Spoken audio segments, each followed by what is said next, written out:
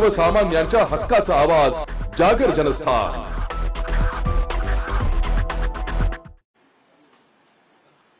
काल घडलेली अभिषेक घोसाळकर यांच्या संदर्भातली घटना ही अत्यंत दुःखद आहे। एका तरुण नेत्याचं अशा पद्धतीनं त्या ठिकाणी निधन व्हावं हे अतिशय गंभीर आहे। एकूणच या प्रकरणाला काही लोक राजकीय रंग देण्याचा प्रयत्न करतायत, ते देखील योग्य नाही। ही घटना जरी गंभीर असली तरी देखील अगदी 2024 मध्ये ज्यांनी गोळ्या घातल्या ते मॉरिस असतील किंवा अभिषेक घोसाळकर असतील, यांचे एकत्रित पोस्टर्स हे आपल्याला पाहायला मिळालेले आहेत। वर्षानुवर्ष ते एकत्रित काम करताना आपल्याला पाहायला मिळालेले आहेत।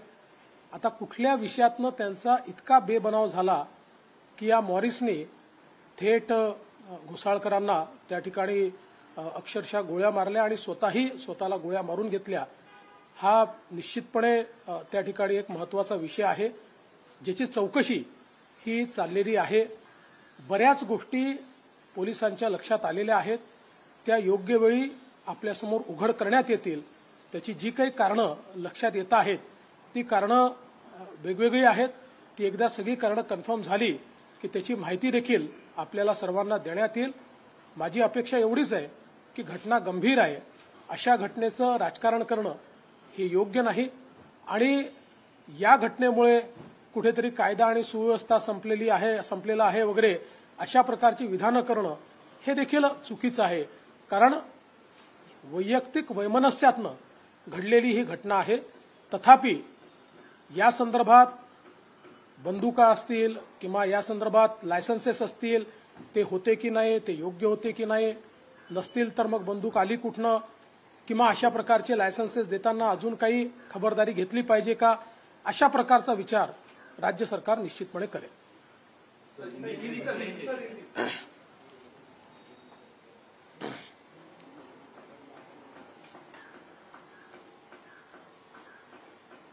कल यूबीटी के नेता अभिषेक घोसाळकर, इनकी जो हत्या हुई और हत्या के बाद जिन्होंने हत्या की वो मॉरिस, इन्होंने भी अपने आप को गोली मार ली।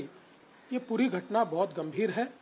इस प्रकार से एक युवा नेता की मृत्यु होना ये दुखद है, किंतु इसको कानून व्यवस्था के साथ जोड़कर और उस पर राजनीति करना ये भी बहुत दुखद है। क्योंकि 2024 में भी मॉरिस और घोसाळकर जी, इनके साथ में हमको बैनर्स देखने को मिले, साथ में नए साल का स्वागत उन्होंने मिलकर किया।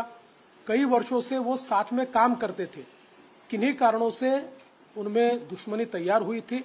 अभी उनमें से कई कारण सामने आ रहे हैं जिसकी तफ्तीश चल रही है। एक बार इसकी पुष्टि होने के बाद वो कारण भी बताए जाएंगे।